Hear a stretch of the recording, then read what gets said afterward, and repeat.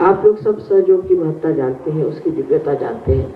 आप सर्वसाधारण नहीं हैं और इसलिए ये मैं बात कहना चाहती हूँ कि जिसे और ऊंचा उड़ना है और ऊपर उठना है, उसे ये जो अपने ऊपर लादी हुई बहुत सारी कुसंस्कारों की बेड़ियां हैं उनको छोड़ देना चाहिए। इसी प्रकार हमारे अंदर अहंकार की और अहम भाव की एक बहुत ज़्यादा पहाड़ी जैसे दशा है। इस पहाड़ को भी हमें पूरी तरह से नष्ट कर देना चाहिए और ये करने का तरीका ध्यान, धारणा और पूरी तरह से सहयोग में रत होना, से पूरी तरह से शरण हो जाना ही है।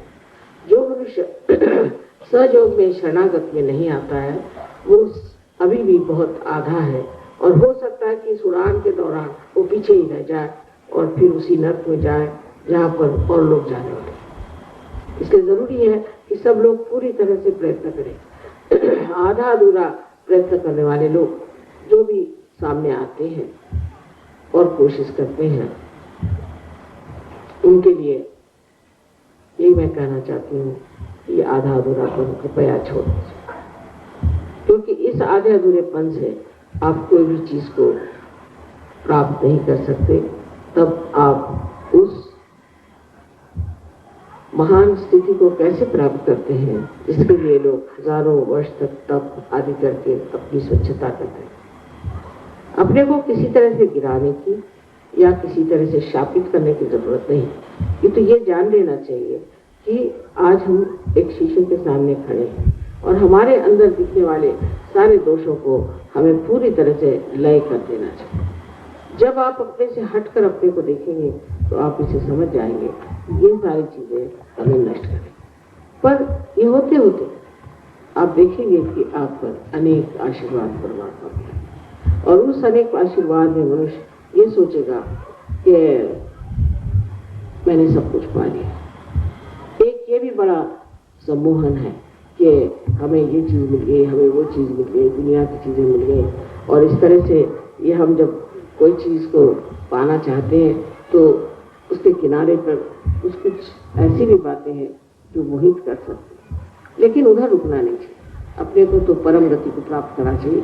ये जन्म जन्मांतर की आपकी पुण्याई है, उसे पूरी तरह से प्राप्त कर लेना चाहिए। और जो अपने अंदर छोटी छोटी ऊंची इच्छाएं हैं उनको छोड़ करके पूरी तरह से शरणागत होकर के सहयोग में आपका पूरी तरह से योगदान देना चाहिए। जिसने ऐसा किया वही पाएगा, और जो ये नहीं कर पाएगा किसी भी वजह से, सो ये मैं बता सकती हूँ कि परमात्मा के भी दरबार में इतनी जगह नहीं। वहाँ जाने वालों को भी सोचना चाहिए कि हमें वास्तव अगर वहाँ पहुँचना है तो ये सारे बोझे हल्के कर देने पड़ेंगे और एक ही हमें मार्ग लेना पड़ेगा। एक ही तरफ हमारा पूरा प्रयत्न होना चाहिए कि हम किसी तरह से इस और अग्रसर रहें और बढ़ते रहें। हर साल आपको चाहिए कि आप अपनी छानबीन करिए कि जो हम पिछले साल थे उससे आज क्या हो। हम बहाने बना रहे हैं या हम कुछ सोच रहे हैं कि हमें ये करना है, हमें वो करना है, वो जरूरी है, इधर हो, या हृदय से हम चाहते हैं कि हम उन्नत हों। क्यों? और बहुत से लोग ये भी सोचते हैं कि सहयोग के द्वारा हमारी बीमारियां ठीक हो जाएंगी या हमारी कुछ और चीजें समस्याएं हल हो जाएंगी, ऐसा हो जाएगा, वैसा हो जाएगा। तो उनको पता होना चाहिए कि सब समस्याओं का हल एक ही है कि आप उस दशा में पहुंच जाएं जो परम है। फिर हर एक काम अपने आप बनती, आपको कुछ करने की जरूरत नहीं। इस प्रकार आज के दिन आपको मैंने अपना मनोदय बताया, पर मैं चाहती हूँ कि आप भी अपने हृदय में ठान लें कि मैं जो बात कह रही हूँ वो दिखने में बहुत सहज सरल है, किंतु मनुष्य की जो प्रवृत्तियाँ हैं, उसकी जो गतिविधियाँ हैं, वो इस कदर विचित्र है कि मैं भी उसे नहीं समझ पाती। कहते हैं कि समझ में आए तो वो क्यों कर खुदा हो, लेकिन मैं तो कहती समझ में आए तो क्यों कर मनुष्य हो, क्योंकि मनुष्य इतना जटिल है, इतना जटिल है और उसका समझना बहुत ही कठिन है।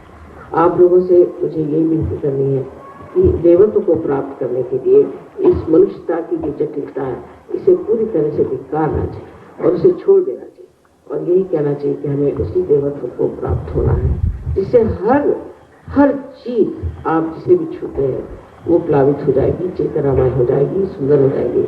आपका जीवन भी एक बहुत सुंदर, बहुत आदर्श, बहुत ज़्यादा आनंददायी, प्रेममय और एक ऊंचे किस्म प्राप्त हो जाए।